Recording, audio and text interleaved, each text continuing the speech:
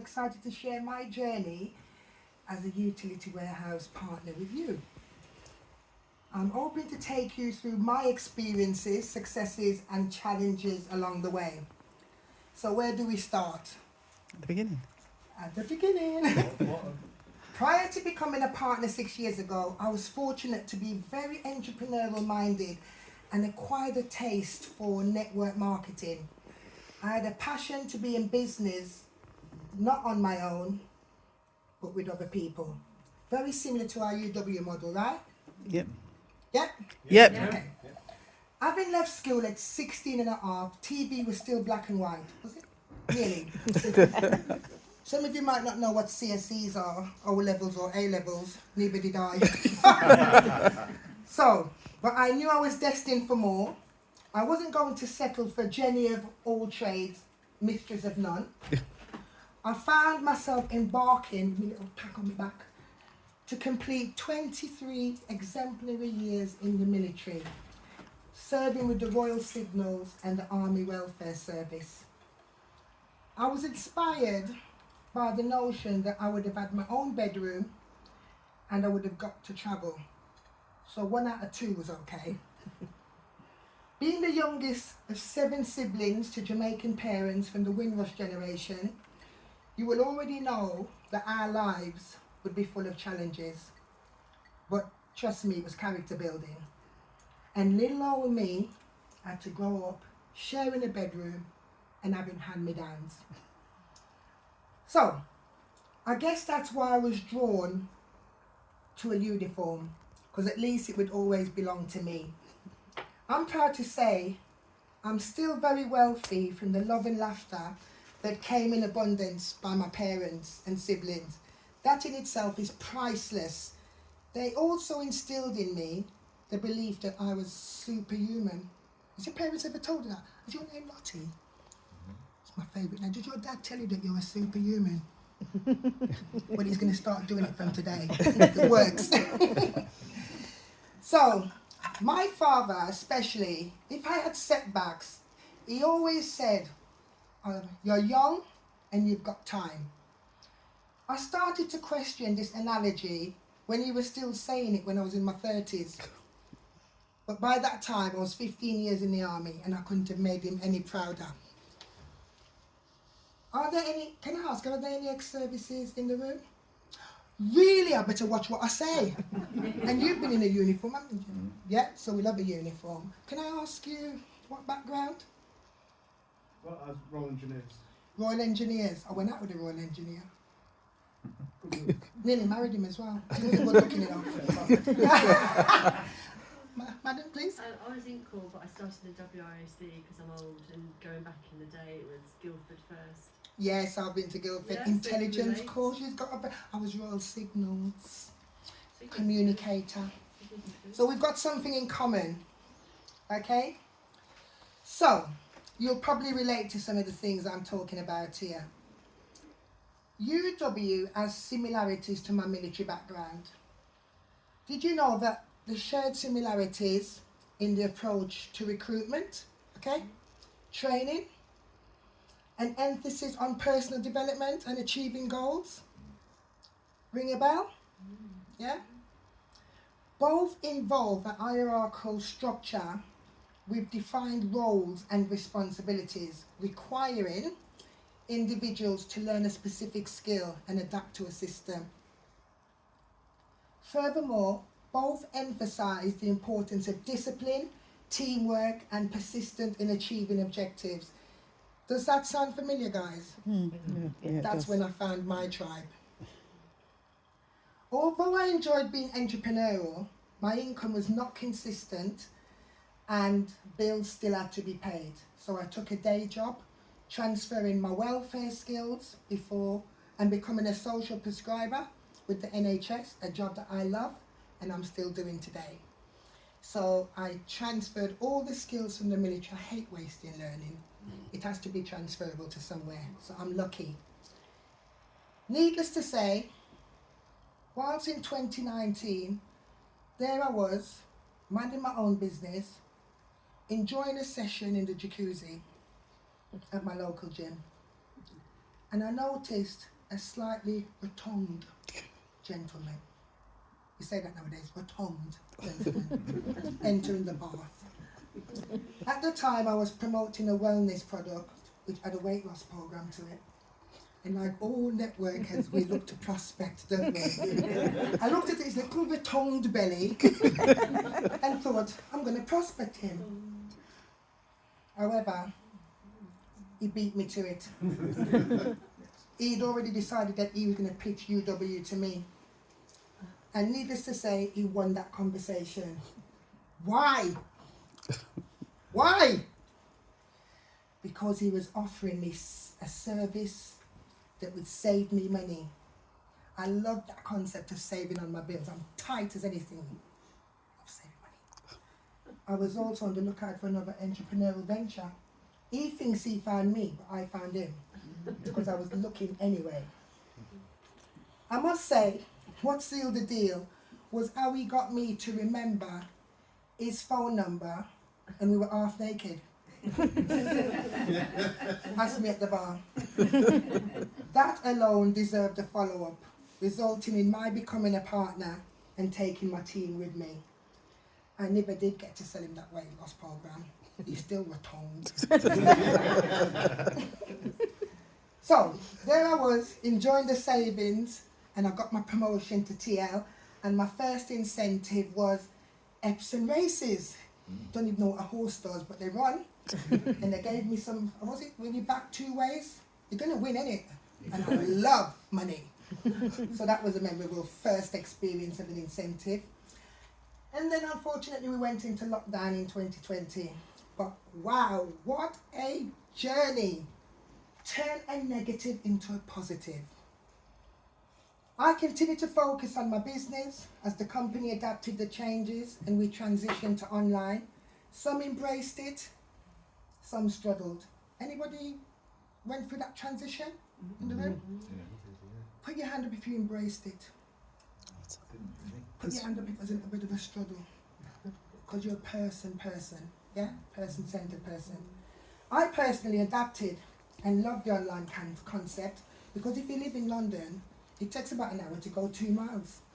So stay at home and make a call, right? Work for me. I have many fond memories of the strategies the company put in place, not only to keep the services going, but to look after the partners and their mental health and well-being. How important was that? Keep us drunk. That's what they did. Keep us drunk. Who remembers the cocktail incentive? Who still got the shakers? And the little, yeah, we were there. But seriously, homes still needed our services more than ever. With the increase of energy use, everyone staying home, people furloughed and no future job prospects. I was able to recruit new partners, built a nice team. During this period, I did start to experience some back issues, which was later diagnosed as lumbar spinal stenosis related to service life. Anybody familiar with lumbar spinal stenosis? So yeah. But I've got a very high pain threshold and I wasn't going to be defeated. I lived with that and carried on, but prior to lockdown ending, myself and a few colleagues, we said if we survive this disastrous lifestyle that we're having to adapt to, we should save what money we didn't spend and book a Caribbean cruise. You could do that while you were still on lockdown. So we saved our money, paid our little deposits, and while I was building my business, I realised that there was this promotion called Senior Team Leader. I thought, oh, looks like I'm somewhere in that bracket. Let me focus on becoming a Senior Team Leader. And I focused on that. Do you know, on the day that I hit Senior Team Leader, I was at the airport getting on my flight to Barbados to go and join my Caribbean cruise ship that I'd saved my money for. And that was my first day. I was a Senior Team Leader.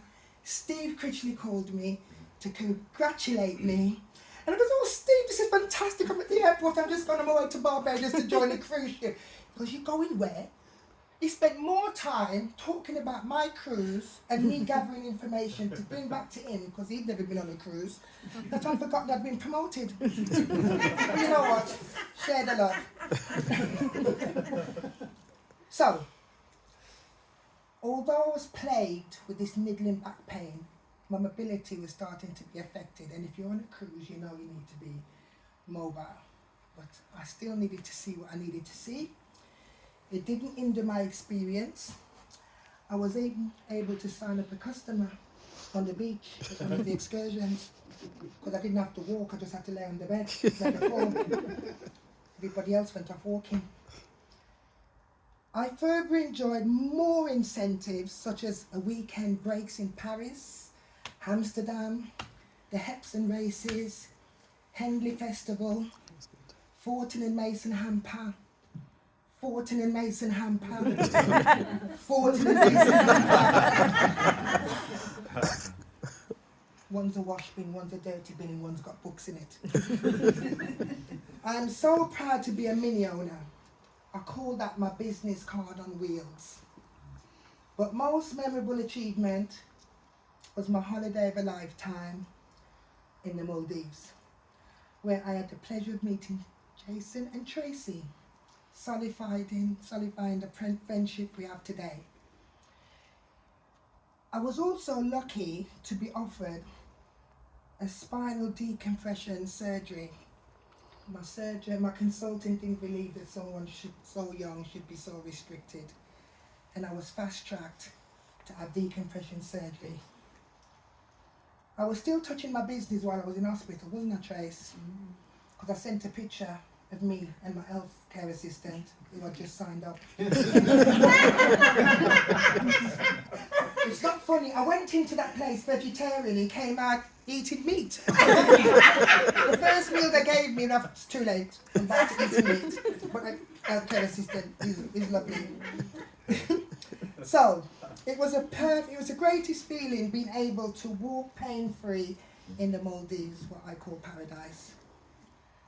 So, it was also during that holiday that I had a very interesting conversation with Jason and Tracy. I mentioned that I had visited a networking meeting called BNI, Business Network International, and that was a week before the holidays. And I mentioned that I felt that I liked it. I will never forget when they both said I would smash it. With my experience, I just had to figure out how to pay the fees. Do you remember that conversation? Yeah. Anyway, but the gods must have been on my side. Arriving home from that amazing holiday of a lifetime, I found that I'd won the postcode lottery. No! £1,000. Trust me, my lightning strike me now. I'm still here, so it's the truth. That was 2 years ago. And when I told all my friends, what did they go and do? Go and sign up for the postcode lottery like it's going to strike twice with them. But I paid for my BNI fee. I was meant to be in that room. So it's clear to say Jason and Tracy were right. 2 years on, I have a leadership role in my chapter. I have been Rising Star in my first year. Member of the month for 2 years running. I'm an 100-point PIN number, which apparently makes me in the 1% of top members in the UK for BNI UK and Ireland. And I've just recently instrumented winning the Inter-Chapter Trophy. So we get bragging rights for a year on our marketing. So yes, Tracy, Jason, I smashed it. And my business grows as well. So I think you've worked out that recognition is important to me. How am I going to be able to validate my hard work and efforts if I don't work for recognition, right? It's not been easy. The journey has been 1 step forward, 2 steps back. But if you can wake up every day and look forward to where you're going, you've got a purpose. No isn't in my vocabulary.